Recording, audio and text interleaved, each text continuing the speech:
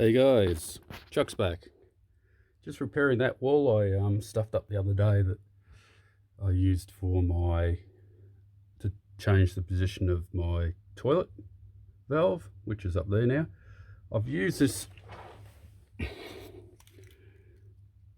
thin plywood. I've actually broken that one off. I actually measured them all out and popped them in there. I had that in the way, so I just screwed into that. And you screw in using the drywall, something like these, or you can just use normal screws, they'll do the job. And then all I'm going to do is I'm going to get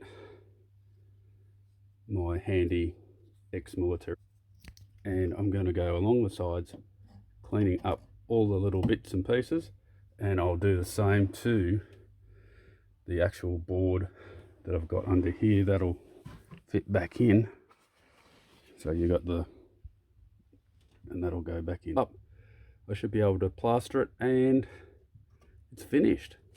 So that's a quickie. That's how I do my walls. I put the wood in behind it. I've missed one here. I've got okay. You need at least a good 20 mil, maybe 40 mil underneath it. So let's hope I've got that. And see the board's going out. Now, got it in. Now I'm not going too quick. There's a reason for it. If you go quick, you end up going straight through the board and it's useless for you. But that should get you going. And then what you do is you use them to line up now, maybe not the cross section ones, but if they're going straight up, like these two, use them to line up where you're going to put your next screw in, so that it can hold onto the wall, similar to what I've done here, and then you just plaster it. So you just need to get all these little burrs off, and that way you're not actually wasting any plaster. But if you've got a hole in the wall and you haven't got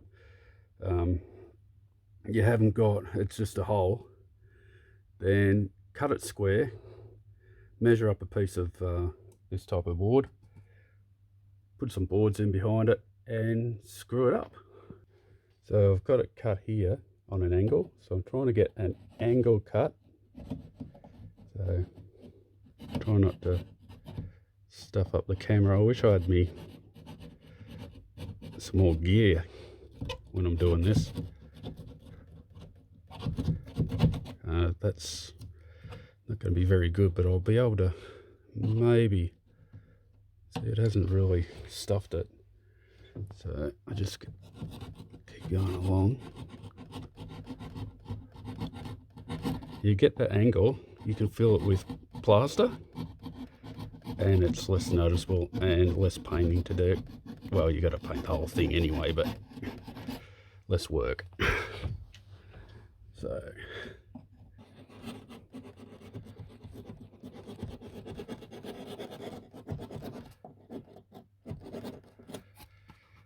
this is what I'm filling my day in at the moment. While we're in quarantine, I'm doing the right thing. So yeah, Australians are pretty well doing the right thing. Yeah. Wondering whether I can go like that. Maybe. I'm going to give it a try without you guys watching me. Okay, sorry about the music in the background. It's my wife. I'm trying to do copyright, so I'll do it quick. I got in the corner. Okay, so I got in the corner with this and I cut it on an angle. So it does, you can get in real tight corners using a pocket knife. That'll do the job. And that's about it for the moment. I'll keep working on it. Okay, so I've just stripped a little bit off on an angle. You can see there, I've stripped it all off to put in the position. Now I just have to put it in the right position and make sure I've got it the right way around. Either goes that way, or it's going the other way. I think it goes the other way. That's pretty much it. So that's what it looks like when you fit it. Once you've tied that in, you've got that little channel to fill in, and that's about it. So you can fill that in with I'll grab something and fill it in for you, show you how to do it. But yeah, not a bad little easy exercise. So all up, it's not a bad job. I did stuff up down here, put a screw in here and went in a little bit too deep. But a bit of plaster over the top of that will fix that.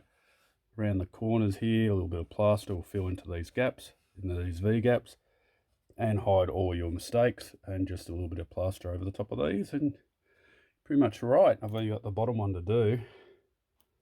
We'll clean that up and pop it in there. Now my biggest problem was this angle bracket. It was hard to work with, especially over in that corner there. So that's where I've had the problems. Other than that, I reckon you'll be able to get away with it if you just follow the instructions. Okay, we're back, still working on the wall. Thought I'd give you a quick look at this new plastering. It's absolute rubbish, but up the top, see, if you don't cover it with extra plaster, you end up with it not really looking good.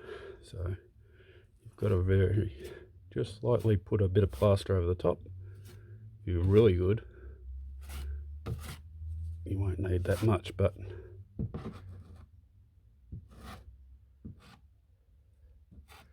please watch. Jules, do the job.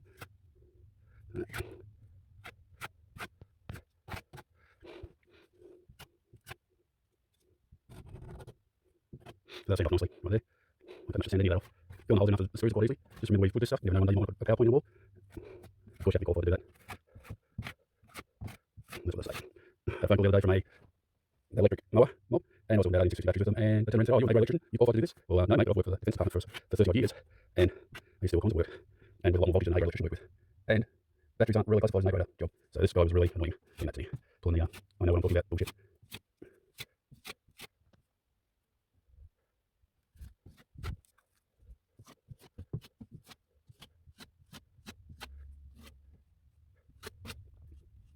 Let's just bring it up to the right height there, and that takes a lot of work doing all this in. No, just fill the bottom bit in, instead of these slots, pretty much grabs it every time. Sorry for not talking too much, but it's hard to do it with one hand, talk and hold a camera in this case. There's not much to talk about, just drywall. But these are things you need to do while in lockdown that you can do by yourself. So give you something to do for the day and take your mind off things. Anyway, hope you enjoyed it. Catch you on the next one, and yeah.